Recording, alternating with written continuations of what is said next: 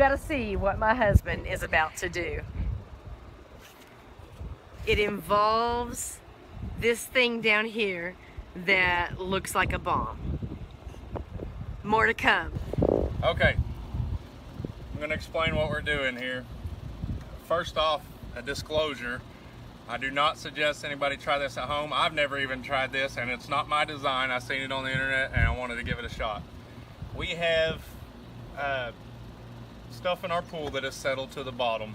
It being a natural pool with its wrinkles and stuff like that, a normal pool vacuum will not work.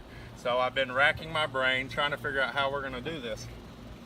So I looked around online and I found some ideas for a way that I can stay underwater for longer while vacuuming it by hand with the pool vacuum, and actually be able to breathe while I'm down there. So this is the design. This is just your average run-of-the-mill pump-up sprayer. A lot of duct tape. This is Redneck Ingenuity. These are inserts from ankle weights that you can get at Walmart. There's a 20-pound pack, so there's actually 20 pounds of weights duct taped to this. And then this little strap I got in the outdoor department at Walmart came with a little bag for shotgun shells, and it is long enough to strap around me. When I strap this to myself and sink down to the bottom of the pool, I'll pump it up prior and it lets air out. So I just stick it in my mouth and take a breath. So this should give me 2 to 4 minutes underwater, hopefully. So in the next video, it'll be me strapping it on and dunking into the water, see what happens. Hey everybody.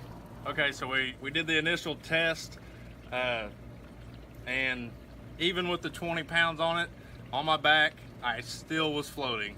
So we added at least another 20 pounds in a little tiny army backpack, and we've just got it strapped on here. So we're looking at probably minimum of 40 pounds to help sink. So we're gonna try that out, and you'll see if that works or not. Okay everybody, I've got a 40-pound floating, no, it's not floating now, but pump-up sprayer on my back, and it definitely sinks now. So I'm gonna put this mask on, sink below the water, and see if I can breathe with it.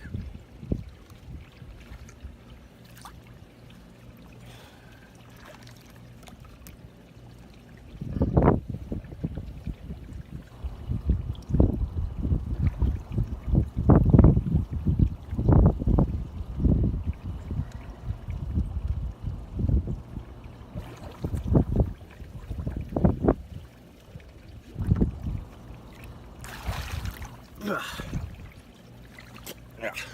Well, it works.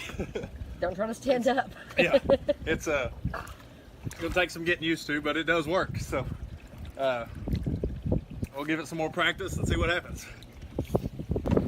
All right, everybody. So what we found out from doing this, one, it still gets water in here somehow while it's at the bottom. So every now and then when I squeeze that trigger, it shoots water into my mouth, which ain't good. And then it is heavy, but when you're underwater, it doesn't feel like it. But when you put this in your mouth to take a breath, if your mouth ain't perfectly sealed and you suck air, then you suck water into the back of your throat, and it makes you panic. It really does. It's not, you can't help it. So I decided that having it not attached to me was the best way. So it did work, but it wasn't the best.